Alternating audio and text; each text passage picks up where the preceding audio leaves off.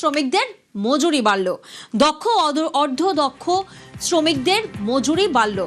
দক্ষ শ্রমিকদেরও যেমন মজুরি বেড়েছে, তেমন অর্ধদগ্ধ যে শ্রমিকরা তাদেরও কিন্তু মজুরি বেড়েছে। আজ বৈঠক ছিল কেন্দ্রীয় কৃষিমন্ত্রী মুখ্যমন্ত্রীর, এবং সেই বৈঠকে এই সিদ্ধান্ত নেওয়া হয়েছে। সোমরাজ প্রতিনিধি আমাদের সঙ্গে রয়েছেন, সরাসরি সোমরাজের থেকে একবার জানবো। সোমরাজ, পালা বদলের বঙ্গে আমরা দেখছি ডাবল ইঞ্জিনের গতি, সেক্ষেত্রে একাধিক যে প্রকল্প বা একাধিক উন্নয়নমূলক কাজ বা একাধিক মেজর সিদ্ধান্ত নেওয়া হচ্ছে, এটি তার মধ্যে আরো একটা অন্যতম যে শ্রমিকদের মজুরি বাড়লো। কত টাকা বাড়লো, বেড়ে কত টাকা হলো? একদমই দেখো, এটা একটা অন্যতম সিদ্ধান্ত। তার কারণ 125 দিনের কাজ যেখানে শুরু হয়েছে, সেখানে দক্ষ শ্রমিক এবং অর্ধদক্ষ শ্রমিক, অর্থাৎ যাদেরকে সেমি স্কিল্ড বলা হয় এবং স্কিল্ড বলা হয়, মূলত এই যে 125 দিনের যে কাজ, তা 3 ধরনের শ্রমিক করে। একটা হচ্ছে অদক্ষ শ্রমিক, একটা হচ্ছে অর্ধদক্ষ অর্থাৎ সেমি স্কিল্ড, এবং একটা হচ্ছে দক্ষ। তুমি জানো ইতিমধ্যে কেন্দ্রীয় সরকারের তরফে যারা অদক্ষ শ্রমিক, আনস্কিল্ড যাদের বলা হয়, তাদের ইতিমধ্যেই মজুরি বাড়ানোর নির্দেশিকা কেন্দ্রীয় সরকারের তরফে করা হয়েছিল। এবার রাজ্যের তরফে যে প্রস্তাব ছিল যে যারা দক্ষ এবং অর্ধদক্ষ শ্রমিক তাদেরও যাতে মজুরি বাড়ানো হয়, এবং সেই সিদ্ধান্তে অনুমোদন দিয়েছে। এবং আজ যখন মুখ্যমন্ত্রী শুভেন্দু অধিকারী এবং কেন্দ্রীয় কৃষি ও গ্রামোন্নয়ন মন্ত্রী শিবরাজ সিং চৌহানের বৈঠক হয়, সেই বৈঠকেই সিদ্ধান্ত নিয়ে নেওয়া হয়েছে এবং তা জানানোও হয়েছে রাজ্যের তরফে।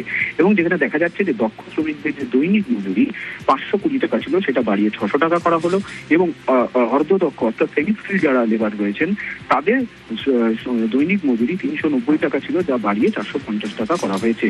এবং আজ যখন বৈঠক হয়, সেই বৈঠকের সময়ও এই সিদ্ধান্তের কথা ঘোষণা করা হয়েছে। দেখো, রাজ্যে এটা প্রস্তাব ছিল যাতে দক্ষ শ্রমিক এবং অর্ধদক্ষ শ্রমিকদের মজুরিও বাড়ানো হয়, এবং সেই প্রস্তাবেই অনুমোদন দিয়েছে কেন্দ্র। একেবারেই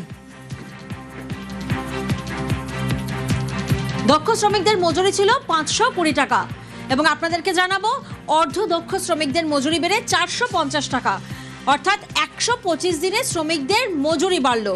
দক্ষ শ্রমিকদের মজুরি বেড়ে 600 টাকা, দক্ষ শ্রমিকদের মজুরি ছিল 520 টাকা, অর্ধদক্ষ শ্রমিকদের মজুরি বেড়ে 450 টাকা, তাদের মজুরি ছিল 390 টাকা।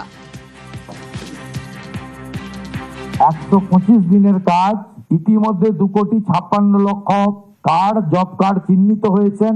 আরো যারা প্রাপক আবেদন করলে তাদের কার্ডও অনুমোদন করার নীতিগত সিদ্ধান্ত তিনি আধিকারিকদের নিতে দায়িত্ব দিয়েছেন। অর্থাৎ হাতে কাজ অদক্ষ শ্রমিকের ক্ষেত্রে 300, সেমি স্কিল্ডের ক্ষেত্রে 450 এবং স্কিল্ডের ক্ষেত্রে 600 টাকা, 125 दिनों काज।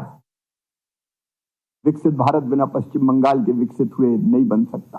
पहले जब पश्चिम बंगाल की इस पवित्र धरा पर आते थे तो मन व्यथित होता था, आत्मा रोती थी, विकास के कार्य बाधित थे, केंद्र सरकार की योजनाएं ढंग से नीचे पहुंचती नहीं थी। लेकिन आज मन में बहुत संतोष है। प्रधानमंत्री जी के मार्गदर्शन में, शुभेंदु जी के नेतृत्व में अब पश्चिम बंगाल प्रगति और विकास की नई ऊंचाइयां छूने का सफर प्रारंभ कर चुका है। पश्चिम बंगाल के विकास में भारत सरकार कोई कसर नहीं छोड़ेगी। कदम से कदम और कंधे से कंधा मिलाकर डबल इंजन की सरकार चलेगी और पश्चिम बंगाल प्रगति और विकास में देश में नंबर 1 बने, इसमें कोई कसर नहीं छोड़ेंगे।